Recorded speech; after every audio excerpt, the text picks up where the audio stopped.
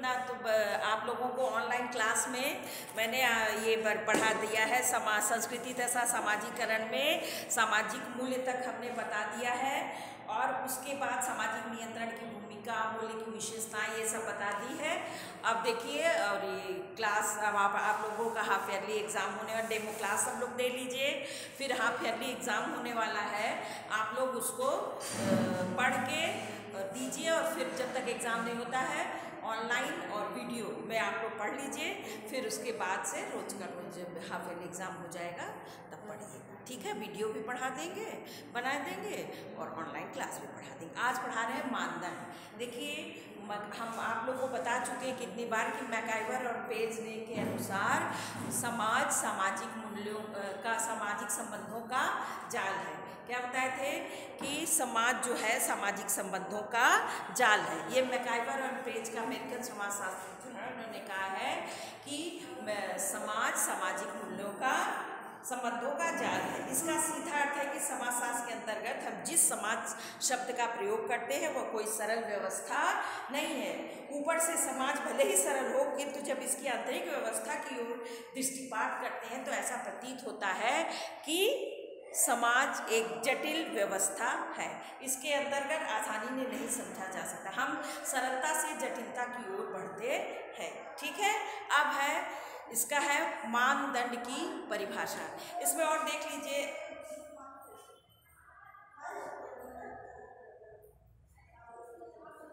देखिए कभी कभी ऐसा भी होता है कि अनेक व्यक्तियों के स्वार्थों की समानता होने के कारण उसमें टकराहट भी होती है।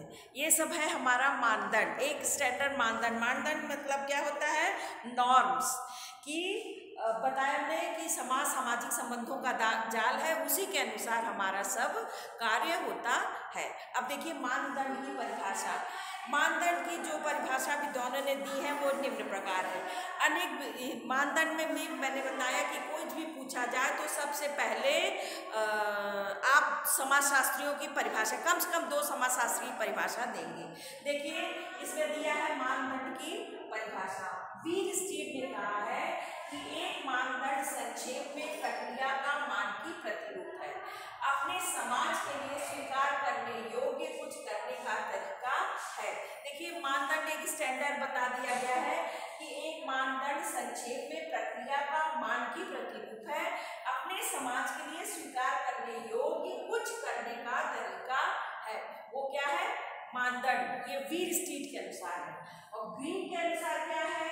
सामाजिक मानदंड मानवीय समानीकरण है जिसके परिणाम स्वरूप सदस्यों से एक निश्चित व्यवहार करने की आशा की जाती है।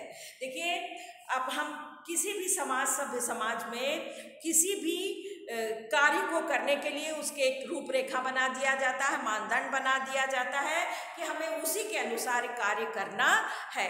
देखिए एक श्रीमती शेरिफ के अनुसार जीवन और उसके उन्नयन के विविध कार्यों में संलग्न व्यक्तियों की अंतःक्रिया के बीच समूह रचना का जन्म होता है। व्यक्ति विभिन्न कार्य करते रहते हैं और प्रत्येक की एक सापेक्ष स्थिति रहती है। कार्य संचालन का क्रम और उनके नियमों का स्वरूप स्थिर हो जाता है। इस प्रकार नियम, व्यवहार के तरीके तथा अनुकरणीय जीवन मूल्य आदि समूह अंतःक्रिया के ही सह उत्पादन है। देखिए जो बहुत बड़ा है समाजशास्त्रियों का कोटेशन, तो उसको आप छोटा कोटेशन याद करिए और उसको लिखिए। बहुत बड़ा लिखने में आप भूल भी जाएंगे और गड़बड़ भी हो जाएगी, इसलिए 2-2 करिए। 2-2 कम से कम 3 याद कर लेंगे और अच्छा है, ठीक है। अब देखिए मानदंड की क्या विशेषताएं हैं। उपर्युक्त परिभाषाओं के आधार पर मानदंड की निम्न विशेषताएं निर्धारित की गई है। पहला क्या है? संस्कृति के प्रतिनिधि। संस्कृति हमारा सीखा हुआ व्यवहार है, बताए हैं आपको। तो सामाजिक प्रतिमानों की मौलिक विशेषता यह है कि ये उस विशेष देश, काल और समाज का प्रतिनिधित्व करती हैं, ठीक है। मानदंडों का निर्माण नहीं किया जाता तो इसका समाज में विकास होता है और मानदंडों के इस विषय में सामूहिक कल्याण की भावना निहित होती है। और यही कारण है कि ये प्रतिमान विशेष समाज की दिशा का निर्देशन करते हैं। ये मानदंड एक पीढ़ी से दूसरी पीढ़ी को हस्तांतरित होते रहते हैं। अतः संस्कृति का रूप बताया आपको कि सांस्कृतिक सीखा हुआ व्यवहार है, और मानदंड जो है वो हम एक समाज के उन्नति के लिए बनाते हैं। अगर कुछ उस मानदंड के कोई विरुद्ध कार्य करता है तो हम उसको समाज से विरोधीकरण का आभास करते हैं और उसको समाज से कभी कभी बहिष्कृत भी किया जाता है। दूसरा है कल्याणकारी प्रकृति। सामाजिक मानदंड कल्याण की भावनाओं से ओतप्रोत होते हैं और यह कल्याण व्यक्तिगत न होकर सामाजिक होता है। इसका कारण यह है कि समाज स्वयं भी जानबूझकर इन प्रतिमानों का निर्माण करता है। ठीक है। तीसरा है लिखित और अलिखित स्वरूप। सामाजिक मानदंडों के दो स्वरूप है, पहला लिखित और दूसरा अलिखित। सामाजिक मानदंडों के लिए आवश्यक नहीं है कि वह सिर्फ लिखित ही हो, और अलिखित भी होते हैं, जैसे बालकों के खेल के नियम जिनका पालन करना प्रत्येक खिलाड़ी के लिए अनिवार्य होता है। समाज जिन प्रतिमानों का निर्माण करता है सभी सदस्य उसका आदर और श्रद्धा से पालन करते हैं। यदि कोई सदस्य इन नियमों का पालन नहीं करता है तो उसकी सामूहिक निंदा की जाती है, और सामाजिक मानदंड चाहे वे लिखित हो या अलिखित वे समूह में व्यक्ति के व्यवहार को नियंत्रित करते हैं। आई बात समझ में ना?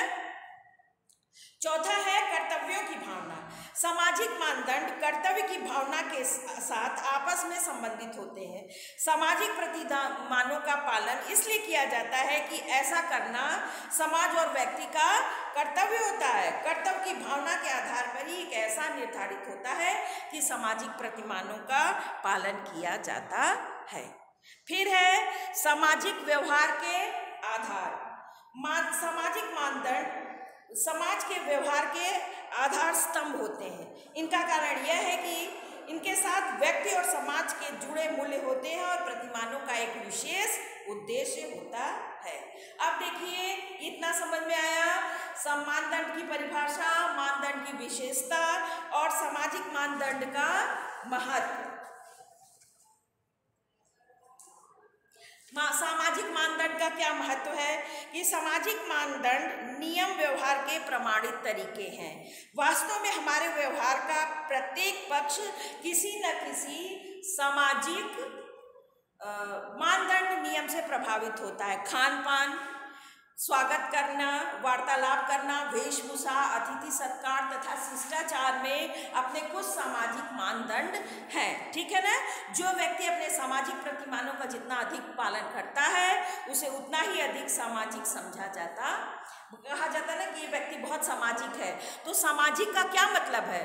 उस अपने मानदंडों को ध्यान में रखते हुए जिस कार्य को करता है उसको ही सामाजिक कहा जाता है। ठीक है।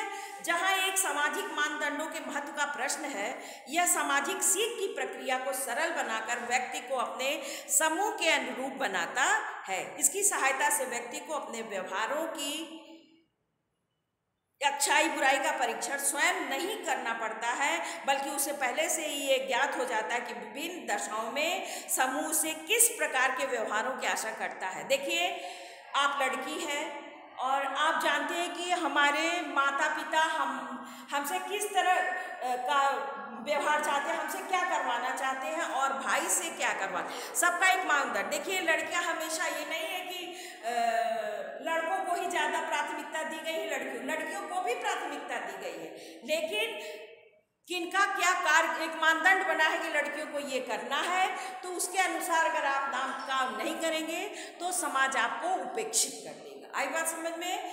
आप देखिए, और देखिए क्या दिया इसमें कि मूल रूप से सभी सामाजिक प्रतिमानों का उद्देश्य व्यक्ति की जैविकी प्रेरणाओं का दमन करके सहयोग, अनुकूलन तथा सामाजिक अनुशासन में वृद्धि करना होता है। इन्हीं प्रतिमानों के फलस्वरूप समाज के असहाय और दुर्बल लोगों को सामाजिक सुरक्षा प्रदान होती है, तब सांस्कृतिक अनुकूलन में वृद्धि होती है। देखिए आज के लिए इतना ही है।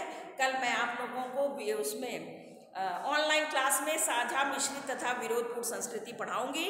उसके बाद तब फिर वीडियो बना करके आप लोगों को भेजूंगी। जल्दी जल्दी पढ़ लीजिए, कोर्स कंप्लीट हो जाए, फिर उसके बाद थोड़ा थोड़ा पढ़िए, थोड़ा थोड़ा याद करिए, वो चलेगा। ठीक है ना? Okay, bye bye.